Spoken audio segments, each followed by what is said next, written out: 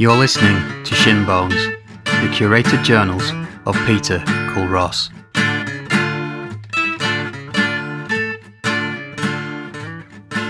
Episode 3, Stroke. It was a raw, frosty December in 1983 when my grandfather had his stroke. Laden with groceries from the local outdoor market, he'd been trudging the long, steep hill towards the warmth of his terrace house when it struck. Bill had probably walked that arduous route tens of thousands of times before. This would be the last. He was rushed to hospital, but lived on for only a few meagre, unconscious days. Grandma Irene was beyond inconsolable. She'd been taking advantage of the pensioners' discount day at the local hairdresser's when it happened, and never really forgave herself for not going with Bill to town. He'd been carrying far too many heavy bags. He'd put too much of a strain on himself. Irene was deaf to everyone's insistence that she shouldn't blame herself. Despite our many protests, she was thereafter suspicious that her husband's death might be some divine punishment for her vain and miserly ways. No bones about it, Grandad Bill was often a cantankerous old bugger. He was also the big-hearted and dependable patriarch of our small tribe. My 9-year-old self was utterly lost without him. When David, my absent father, had run out on my mom and me before I was even old enough to know he existed, Bill had patched up our broken lives and had made sure that we never wanted for anything. He'd been everything a good father should be, and much more. He taught me how to play football, rugby and cricket, and despite my lack of natural inclination, had persevered with teaching me reading and writing. He'd told me many a daft story, forever making me chuckle with his own particular brand of dark humour. I still miss him every day.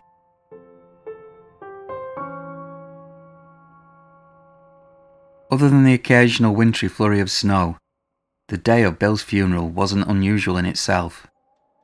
I'm not really sure what I expected, but considering that the centre of our lives had been cruelly stolen, I did envisage something more dramatic.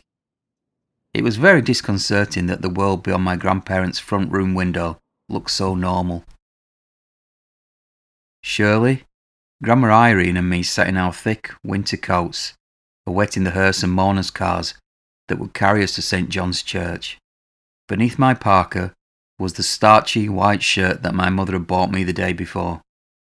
I hadn't been shopping with her to try it on, and it proved to be a bit tight around the collar. I didn't complain at its pinching though. In fact, I steadfastly kept it buttoned all the way to the top.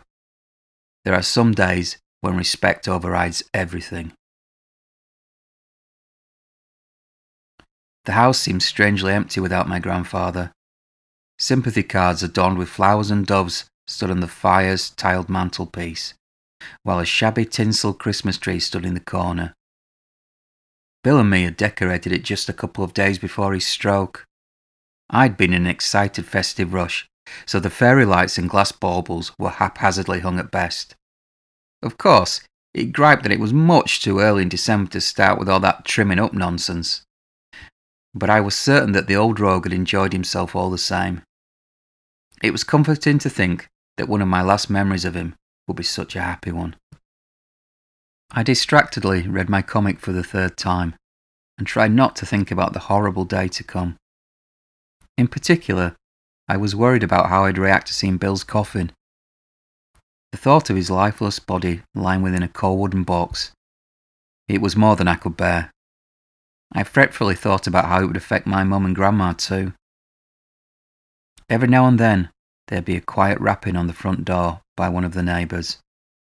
This would be followed by hushed condolences and apologies.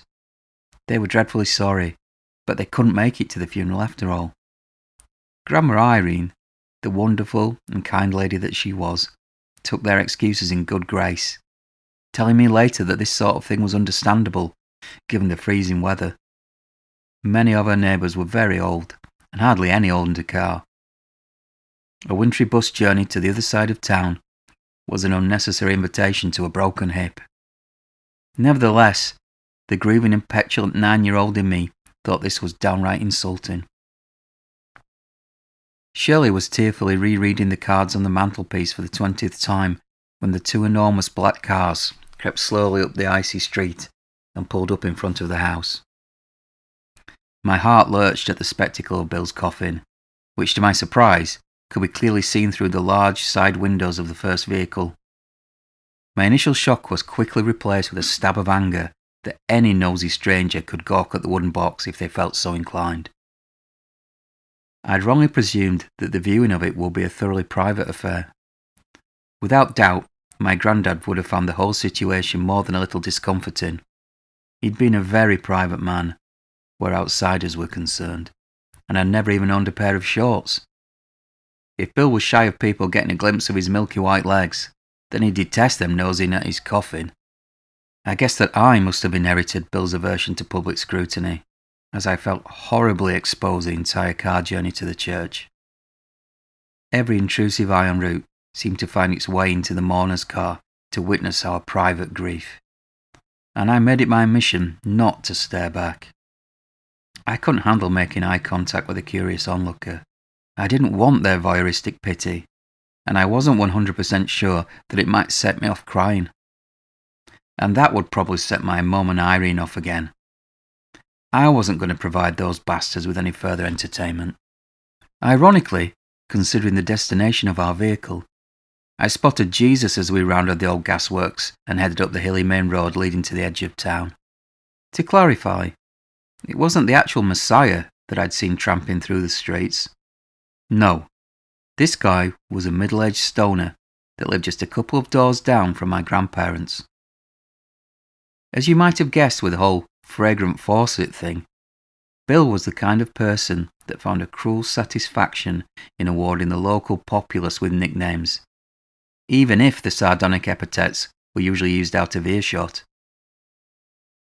Being a hippie remnant resplendent with long hair, beard, and open-toed sandals, Jesus' nickname was an obvious one. It wasn't one of Bill's more creative efforts. Despite myself, I managed a wry smile at the religious irony. On the increasingly rare occasions that I visit Witherthorpe nowadays, I still get a warm feeling of gratitude if I happen upon Jesus about town, roll up in one hand, cider in the other. You see, despite the Arctic weather conditions and his inappropriate choice of footwear, he too was slowly trudging his way to the funeral. The grand, imposing church of St. John was over half full when we arrived, but I recognised a mere handful of the mourners seated in the wooden pews. We'd always been a small, close-knit family, so I was both pleased and a little taken aback that so many folk had turned up to give my grandad a good send-off. I'd no idea that Bill and Irene even knew this many people. For the life in me, I couldn't begin to fathom how they were all connected, or why I kept hearing the name Bluey being discussed in sombre tones. The situation was a web of utter confusion. Distant relations, friends, former work colleagues, everyone seemed to be acquainted with everyone else in some way. We took the centre pew at the front of the church, and it wasn't long before people started coming over to pay their respects. More than one stranger vigorously ruffled my hair, gasping at how I'd shot up, explaining that they hadn't seen me since I was a tiny baby. I asked Grandma Irene who a few of the people were. She was surprised by my ignorance, as if it wasn't possible for me not to know the large congregation of family and friends. I guess that when you get older, you just assume that the loved ones of today share your ties with the people of the past. It's truly weird what sticks in your memory from these type of events. I don't remember the content of the vicar's rambling eulogy, and I don't remember what hymns were sung, though Jerusalem, always Bill's favourite, will likely have been somewhere in the mix. What I do remember is that the heating was up way too high, and that swaddled in heavy winter coats as we were, we became uncomfortably hot very quickly. And I also remember that I found the gaudy depictions on the church's stained glass windows to be overtly sinister and confusing. Fierce angels circled high above frightened sheep-carrying men. Were the angels angry that these men were stealing the sheep? Were they God's own personal sheep? I was sure that I'd heard flocks being mentioned at some point in relation to Jesus. As I absently pondered the meaning of the windows, my musing was abruptly broken by the sound of the church's rear door noisily creaking open. I turned about inquiringly, and to my abject horror was met with the familiar sight of a shabby old man limping heavily into St. John's. My heart beat fast, and an unwelcome chill coursed through me. It was no longer warm. Like me, many of the congregation had turned in curiosity at the sound of the door opening, and now an urgent whisper was steadily growing amongst them. From my point at the front of the church, I couldn't hear clearly what was being discussed, but I could certainly understand its meaning. Strangely, everyone seemed as stunned as I was by the attendance of the late arriver. They obviously knew him too. The weirdo from the school railings nervously scanned the congregation, then sat heavily in a pew nearest the door. Old Dick had gatecrashed my granddad's funeral. The remainder of Bill's service passed in a blur as I stared determinedly to the front of the church. I dared not turn around again. Why was he here? I was sure that old Dick had been connected somehow to the horrible murder of Philip Carter a few years earlier. Though I furiously racked my brain, I couldn't for the life of me guess why he'd shown up at Bill's funeral, or for that matter, why he wasn't banged up in prison. It was a monumental effort of willpower not to scream for the grown-ups to run and fetch the police. In my mind's eye, I saw old Dick being solidly beaten to the ground with truncheons, then pogged black and blue. He was hurled into the back of a waiting police van and driven to a rat-infested dungeon where he never lays filthy hands on another child. My friend Daz deserved justice. The parents of Philip Carter did too. In fact, the whole of Witherthorpe was owed a debt for the innocence that had been stolen. But as much as I desperately wanted to raise the hue and cry, I kept silent. For one thing, I was shocked nearly to the point of paralysis by the presence of the intruder, and for another, my overriding respect for this most solemn of days had me completely straitjacketed.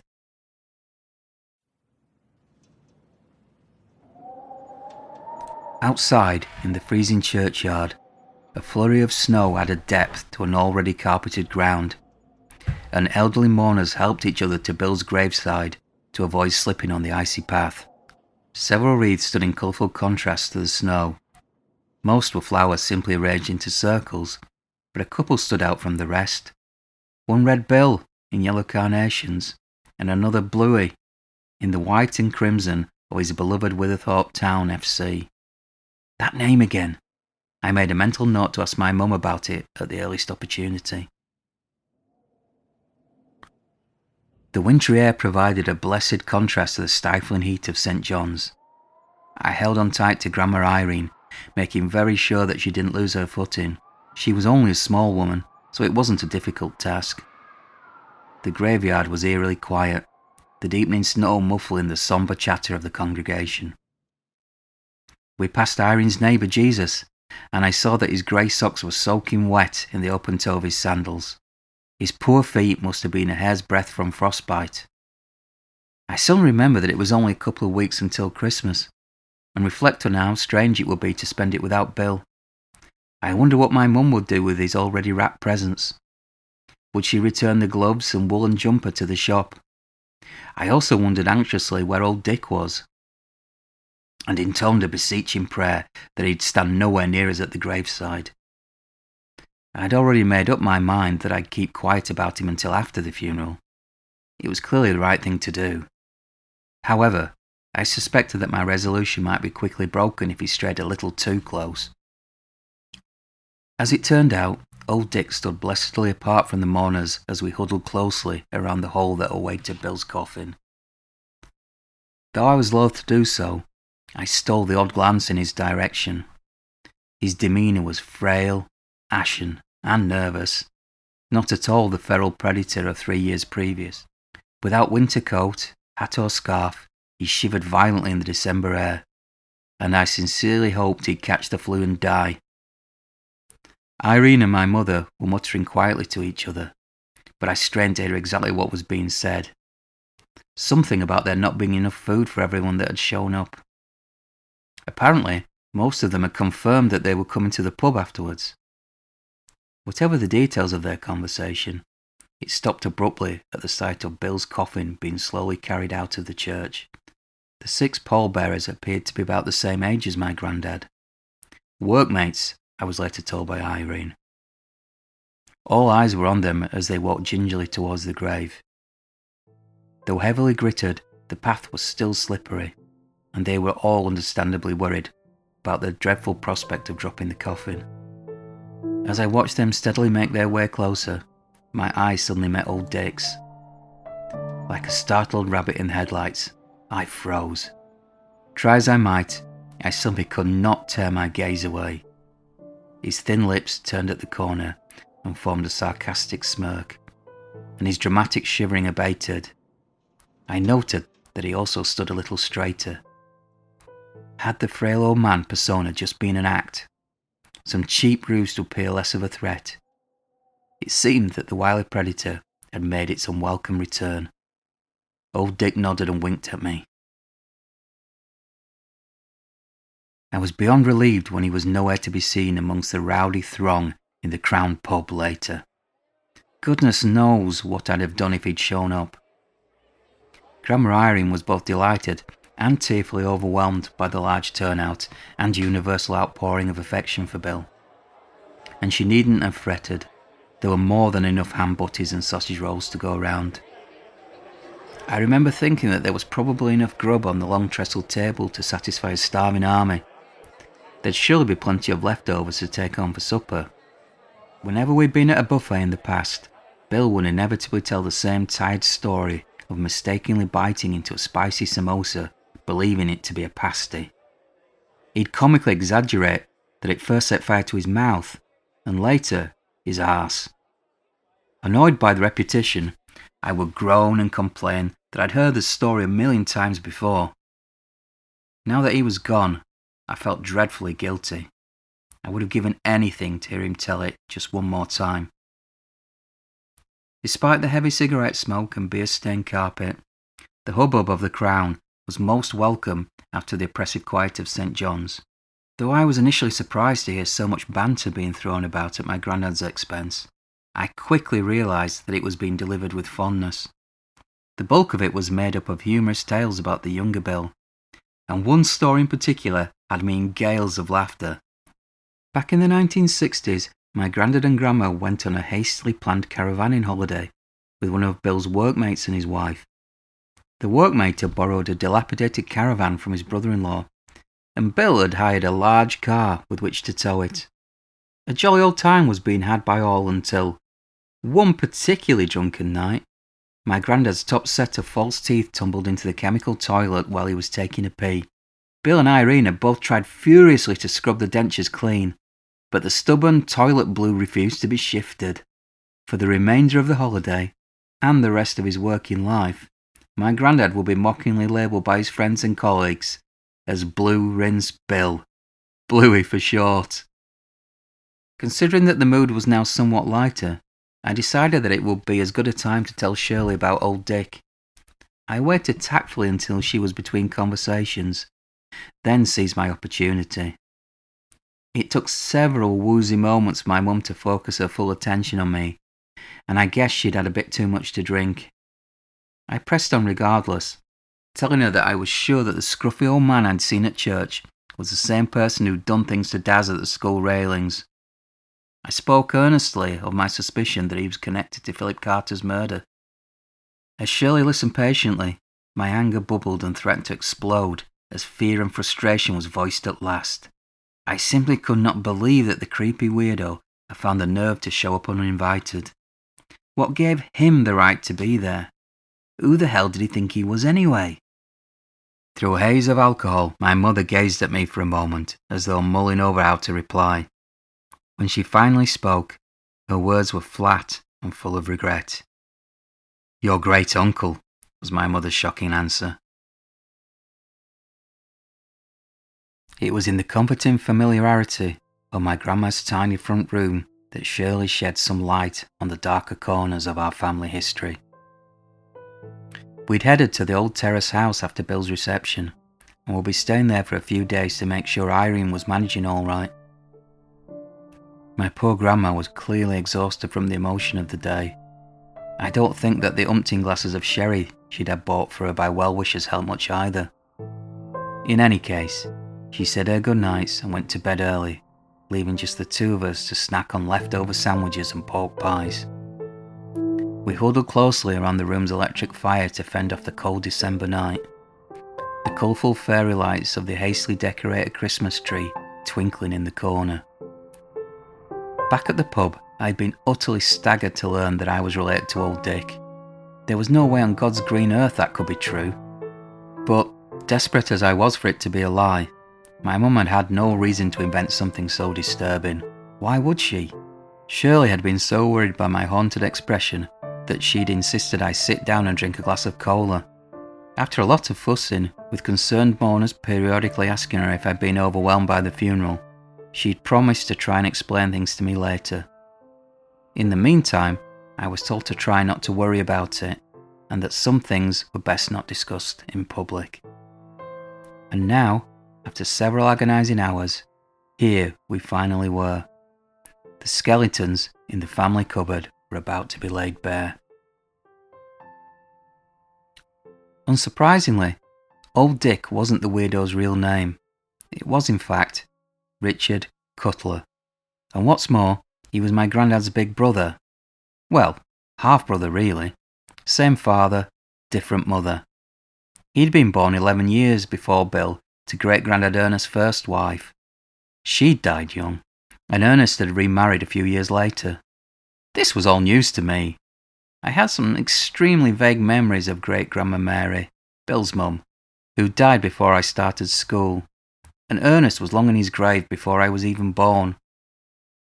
I was shocked to learn that Mary was his second wife. Why hadn't anyone mentioned it before? With a serious tone in her voice, Shirley asked if I was really, really sure that it was Uncle Dick that had been at the playground railings. I replied that I was absolutely positive. He'd even been wearing the same mangy suit as today. Mum nodded acceptance and didn't seem at all surprised. I pressed her again with my suspicion that he'd killed Philip Carter. She told me that I wasn't the first person to think that. The police had questioned him at the time and had released him without charge. I asked Mum if the police were really positive that he didn't do it. Yes, they were sure. On the day that the murder happened, he'd been in court for a different crime. I asked the obvious question. What had he been in trouble over? Mum sighed and took a while to collect her thoughts. When she spoke again, she chose her words very carefully. Uncle Dick liked children in the same way that grown-up men and women liked each other. He'd never been caught physically hurting a child, but he'd been in trouble a few times for doing things that he shouldn't. Mum asked if I understood her meaning. In return, I asked if it was like what had happened to Daz. She said it was. Uncle Dick had been in and out of prison and mental hospitals ever since he was a young man, and he'd never known a normal life. I told Shirley about my surprise at Daz not seeming too bothered when he was being interfered with. She said that sometimes things go on in people's homes that are too bad to share, even with a best friend. Mum refused to expand on this, saying that I mustn't ever try to discuss it with Daz. I asked if my great-uncle might be involved somehow. She wasn't sure, and ventured that people like him seemed to have a knack for seeking out vulnerable people. Mum promised she'd speak to the police in the morning, just in case. Seeing that I was still puzzled by something, Shirley gently asked what was on my mind. I responded that I just couldn't understand what would make old Dick do such horrible things. Mum told me that he'd had a horribly difficult childhood. His mum had died when he was really young, and great-grandad Ernest was not a nice man at all. Him and Bill had had an awful time of it when growing up. It was a miracle that they'd survived at all. I pressed her to tell me what she meant by that, but it was a question too far. That conversation would have to wait for another day. Extract from The Pennsylvanian Spectre by Caspar P. Fisher. He chewed deliberately upon the shaggy strands of the left side of his unkempt mustache. It was a bad habit and a poor substitute for whiskey, but he was reluctant to risk inebriation considering his current locale and perpetual shortness of temper. It was a useful distraction that took the sharpest edges from his black disposition, a mechanical action facilitating a meditation of sorts. His smoldering anger prodded his gut intermittently, a sharp reminder of the sworn vengeance that lay ahead of him. His devilish scheme might take years, even decades, to come to fruition, but that was without relevance. The man would succeed. Failure was inconceivable when carrying a determination as infinite as it was hateful. Blood would flow like a mighty river, and an entire clan would assuredly be cast into the pit of hell. Their fate was already sealed. He was St. Michael incarnate. The SS Celtic had been his ironclad home since embarking from a blustery and rain-swept Liverpool 5 days before. Just 3 more, and the soil of an alien continent would be trodden by the hard-soiled boots worn by the man. Working boots, the footwear of those who understand the back-breaking toil of an endlessly unforgiving world. The stinking populace of the cramped steerage deck were no stranger to the mill and the mine. Calluses, scarring, and premature deafness were the telltale signs of a life of servitude and exploitation. To these pitiful sheep, the new world was a child's fairy tale of opportunities and of full bellies. The wolf knew better than to believe in fanciful stories. The rich will always exploit the poor. Whether it be pound or dollar, it made no difference. His communal cabin mates had quickly learned to steer the solemn man a wide berth. He was clearly not the loquacious type, and a single glance into those malevolent blue eyes was enough to convince the most convivial of men of the futility of fraternization. It was best for all concerned that the man brooded in quiet isolation upon his hard bunk. The journey thus far had been plagued by rough seas, and as the Celtic rocked nauseatingly from side to side, the man was abruptly disturbed by the sound of wretched vomiting from an adjacent cabin. It fractured his meditation, the anger quickly bubbling and threatening to master him once more. He simply couldn't allow that to happen. He must be steadfast in controlling his blackest emotions. The man took the deepest breaths, closed his eyes tightly, and focused once more on the chewing of his ungroomed facial hair. Only 3 days lay ahead on this foul steamer. 3 meager days, and then his unholy commission could begin.